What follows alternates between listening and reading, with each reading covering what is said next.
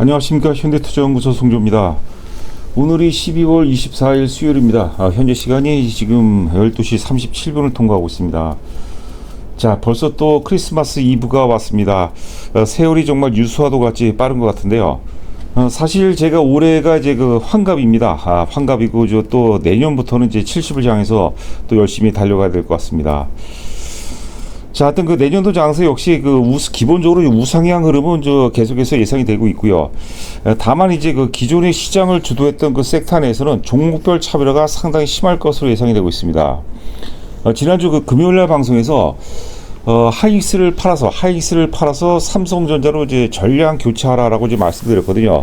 잠시 후에 준비된 자료를 통해서 보도록 하겠지만, 일단 그 내년도 장세는 삼성전자와 하이닉스마저도 상당 부분 차별화가 예상이 되고 있습니다. 자, 그리고 이제 그 철저하게 이제 그 올해 2025년도 랠리에서 소외됐던 그 섹터들이 있습니다. 특히 이제 뭐 화학이라든가 철강 같은 경우는 이제 관세 여파로 인해서 랠리에서 철저하게 소외받았는데, 수혜됐던 것만큼 매도세에 많이 이제 내성을 갖췄어요. 그래서 작은 어떤 그 모멘텀만 형성된다면 상당한 어떤 기술적인 반격이 예상이 되고 있습니다. 그런 차원에서 저희가 이제 금호석유학을 우리가 저희 또 이제 그 주력주로 편입을 한 바가 있고요. 중소형주들도 많이 올라간 것들도 있겠지만 대체적으로 중소형주 전반이 굉장히 힘들었어요. 그 힘든 것만큼 매도세에 대해서 상당 부분 내성을 갖췄기 때문에 의미 있는 어떤 그 기술적인 랠리가 예상이 되고 있다, 이렇게 보시면 될 것 같습니다. 자, 오늘 그 삼성전자, 현대차를 준비했습니다.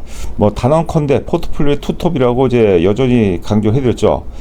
저희가 이제 기본적으로 이제 회원 가입하면 삼성전자를, 현대차를 사야 되는 논리에 대해서 많이 말씀드립니다.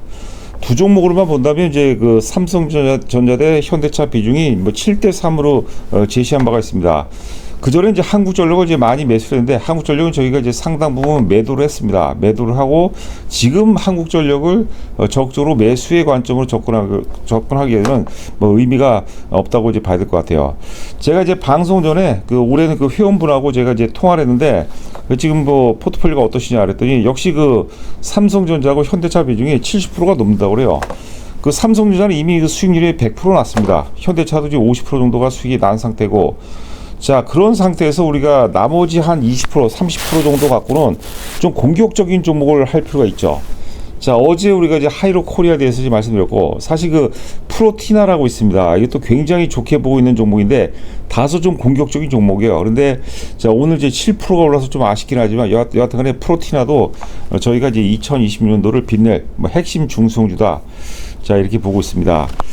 자, 여하튼간에 이제 여러분 올해 가급적이면 해 넘어가기 전에, 이왕이면 이제 배당도 받을 수 있으면 좋겠죠. 해 넘어가기 전에 내년도 우리가 1년 농사를 지을 부분을 해 넘어가기 전에 뭐 전략적으로 이제 포트폴리오를 완성시키는 것도 굉장히 의미가 있지 않나 싶고요. 거기에 따라서 저희 그 현대투자연구소가 상당 부분 일조를 했으면 하는 바람입니다.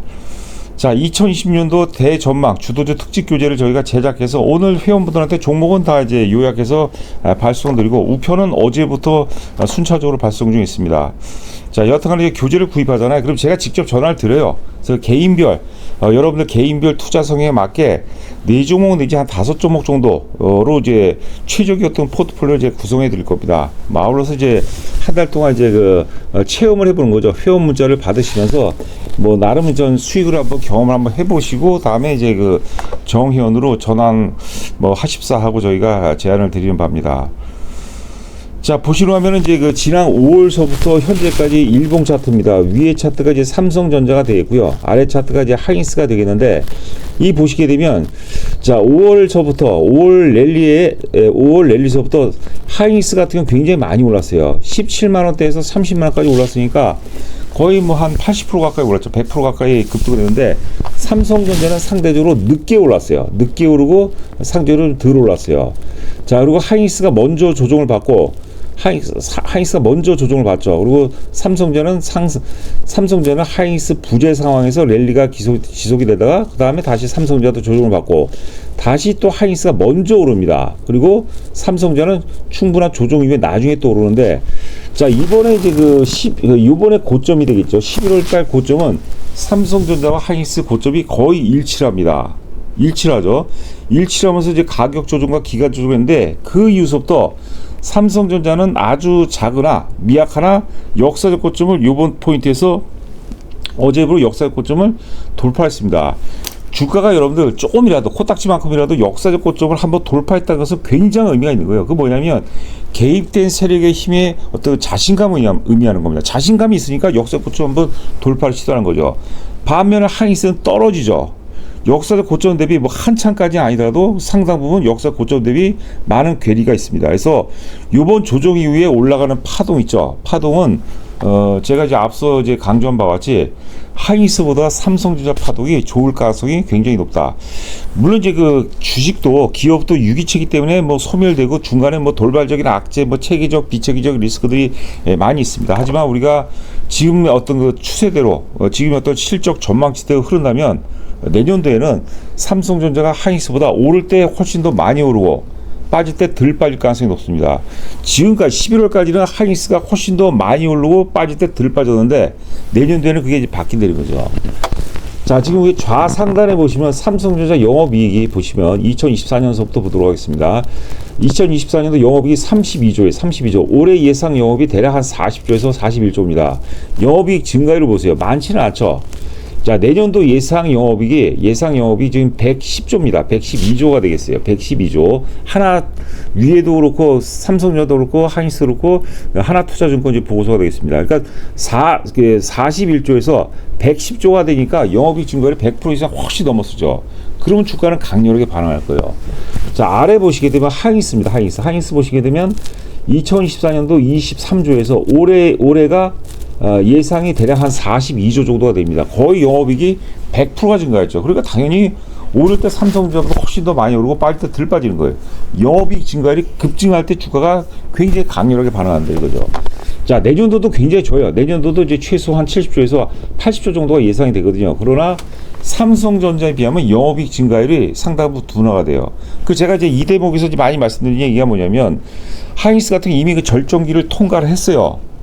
상당 부분 통과를 했어요. 사람 나이로 따지면 이제 50대에서 60대로 넘어가는 과정이다라고 이제 말씀드렸고, 삼성전자는 30대에서 40대로 넘어가는 과정이라고 했어요. 젊은 시대는 우리가 소화도 좋다. 하여튼 그 가장 강렬한 사이클이 두 개를 비교한다면 상대적으로 하이닉스보다는 삼성전자의 사이클이 굉장히 크다고 보시면 될 것 같아요. 그래서 하이닉스를 지금 갖고 계신 분들이 있을 거예요. 혹은 신규 삼성전자를 살까 하이닉스를 살까 고민하시는 분들이 있어요. 단언컨대 삼성전자 쪽으로 영향을 여러분께서 집중하셔야 됩니다. 이 한마디가 뭐 투자 금액에 따라서는 모르겠죠. 수천만 원, 수억 원의 가치가 더 있을 거라고 나름대로 그 소신이 있습니다. 자, 삼성전자는 여러분들 그 어떤 시대적 변화에 굉장히 많이 선제적으로 대처를 했습니다. 그래서 1990년도에 이제 디랩 혁명이 왔죠. 모두가 다 말릴 때 이건희 회장이 이제 디랩 혁명을 이제 성공을 시켰죠. 주가가 당시 대략 한 1,000원짜리가 10,000원까지. 이때 이제 블루칩이라는 개념이 생기면서 많이 올랐습니다. 그리고 이제 IMF에 따른 어떤 그 기저효과도 이제 발행이 됐다고 봐야 되고요. 그다음에 2006년도, 2007년도서부터 그때 이제 그 애플이 먼저 이제 스마트폰을 출시하죠. 아이폰을 출시하는데 바로 패스트 팔로우로 갤럭시를 이제 출발합니다. 그런데 그때 당시에 이제 완성도 많이 떨어졌어요. 근데 시장 진입 순서가 굉장히 중요한 거죠. 패스트 팔로우로 바로 진입하면서 스마트폰 혁명으로 주가가 또 굉장히 많이 올랐습니다. 당시 대략 한 10,000원대에서 이제 30,000원까지 올랐습니다. 이때 장은 굉장히 안 좋았어요, 사실. 자, 그 이후에 이제 2016년도, 저는 이제 4차 산업혁명의 출발점이 2016년이라고 보거든요. 2016년서부터 4차 산업혁명, 지금까지 뭐 연장선상이라고 보시면 될 것 같아요. 여하튼 간에 당시 이제 실적이 별로 안 좋은데도 불구하고 3만원짜리가 이제 9만원까지 올라왔고, 지금 파동은 AI 혁명입니다. AI. 삼성전자를 따지면 HBM 혁명이 되겠죠. AI 혁명과 함께 지금 우리가 목표 가격이 얼마를 봐야 될까요? 15만 원? 15만 원이라면 지금 이렇게 강렬하게 살 수가 없죠. 20만 원, 최소한 20만 원 정도는 봐야지 우리가 그래도 삼성전자로 100% 정도 먹는다면 뭐 굉장히 커다란 성과가 아니겠습니까? 15만 원이라면 저는 뭐 그렇게까지 제가 강조를 안 합니다. 근데 20만 원 혹은 20만 원 넘어서까지 본다면 지금도 우리가 굉장히 공격적으로 대처를 해야 된다. 자, 이렇게 보시면 될 것 같습니다. 자, 그다음에 이제 그 현대차입니다. 현대차 여러분들 이제 좌상단에 보시면 어제도 이제 말씀드렸지만 현대차 같은 경우가 이제 그 작년에 올해죠. 올해 그 미국 시장 내 점유율이 10.9%를 돌파했어요. 10.9%입니다. 사상 최고치예요. 그 코로나 사태 이후에 이렇게 그 점유율이 이렇게 급격하게 증가한 데가 유일하게 현대차입니다. 그리고 이제 좌상단에 보시게 되면 주요 완성차 업체 영업이익률 추이죠. 현대차가 2024년에 보시면 2025년 올해 같은 경우에 관세 때문에 전체로 다 떨어졌고 2024년 보면 현대차로 현대 기아가 되겠죠. 9.7% 영업이익률이 9.7%예요. 그 다음에 도요타가 9.8%예요, 여러분들. 예? GM이 8%, 그다음 폭스바겐이 6%. 올해는 이제 그 관세 영향 때문에 많이 떨어졌죠. 저는 이제 현대차를 보면서 실적은 미비하나 이런 어떤 그 레퍼런스들을 보게 되면 저는 굉장히 놀랄 기가 그지없습니다. 현대차는 자동차를 넘어서고 있습니다. 그 보스턴 다이나믹스사라는 데가 있어요. 그게 이제 그 휴머노이드 전문 기업인데 어떤 그 세계 최고의 어떤 기술을 갖고 있는 회사입니다. 그러니까 AI 자동차를 넘어서 AI 뭐 로봇 기업 등으로 이제 그 턴어라운드 스마트카 이런 거로 이제 턴어라운드라는 그런 과정도 우리가 주가에 재평가를 받아야 된다 이렇게 보시면 될 것 같아요. 자, 역사적 고점 29만 9천 원이었습니다. 29만 9천 원에서 지금 이제 돌파하고 첫 번째 눌림목이거든요. 제가 그래서 어제하고 오늘 그 회원분들한테도 오늘 브리핑 해드렸어요. 원래 어제 하기로 했는데 어제 이제 다른 종목을 하는 바람에 오늘 이제 제가 현대차를 아침에 장 시작 전 이제 브리핑 자료를 보내드렸거든요. 오늘 모양새 좋죠. 시장이 좀 힘을 잃고 좀 매기가 좀 후속 매수가 좀 떨어지기 때문에 좀 주춤한 것 같아요. 오늘 장 중에 많이 올랐. 장 중에 이제 30만 원대까지 진입을 했다가 지금 장이 밀리면서 같이 이제 밀리고 있는데. 그 어느 분이 또 그래요. 이거 어떻게 해야 돼요? 사야죠, 여러분들. 우리가 현대차를 지금 1,000원, 2,000원, 3,000원 보려고 사는 건 아니잖아요. 그 너머를 보는 거죠. 최소 40만 원. 40만 원 의미가 없어요. 역사적 고점 30만 원 돌파해서 40만 원 보면 의미가 없죠. 그러면 투자 메리트가 없는 거예요. 최소한 50만 원 정도. 그래야지 PBR도 이제 1배를 이제 간 넘어서는 거죠. 최소한 50만 원 넘어서를 보자. 자, 여러분들 명심하시기 바랍니다. 현대차 대단한 것 같아요. 자, 지금 보시고 하면 이제 현대차 이제 장기 연봉 차트입니다. 연봉 차트. 올해는 관세 영향으로 뭐 영업이 13조는 안 되는 것 같아요. 여하튼간에 2023년도에 15조, 작년에 14조였죠. 자, 이제 사이즈가 완전히 틀려졌어요. 그 영업이익률이 여러분들 그 높다는 것은 뭐냐? 영업이익률은 그 같은 섹터 내 영업이익률이라는 것은 시장 지배력을 의미합니다. 시장 지배력 1등 회사가 영업이익률이 가장 높아요. 그렇죠. 그럴 수밖에 없죠. 2위, 3위, 1위와 3위는 영업이익률 차이가 굉장히 큽니다. 그래서 무지하게 중요한 거예요. 그 테슬라도 여러분들 영업이익률이 뭐 그 정도밖에 안 돼. 8, 9% 정도밖에 안 됐어요. 작년에 7%대로 제가 기억하고 있는데 그만큼 현대차는 현대기아차 그룹은 영업이익률 차원에서 보면 지금 세계 최고의 자동차 기업으로 재도약하고 있다 이렇게 보시면 될 것 같습니다. 자, 연봉 보시고 있죠. 지금 이제 시장 흐름이 계속해서 우상향으로 전개된다면 어설픈 자동차 이런 좀 보지 마세요. 자동차 뭐 부품 이런 거 사지 마세요, 여러분들. 그 괜히 그 오히려 손실일 가능성이 높습니다.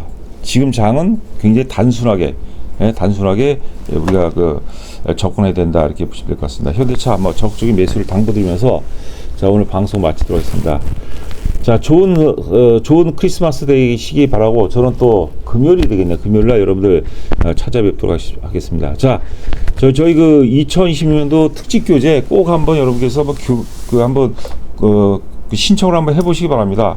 어찌 보면은 뭐 2020년도 장세 결정적인 어떤 그 수익률의 어떤 원천이 될 수도 있다. 다시 한번 이제 강조드리면서 방송 마치도록 하겠습니다. 감사합니다.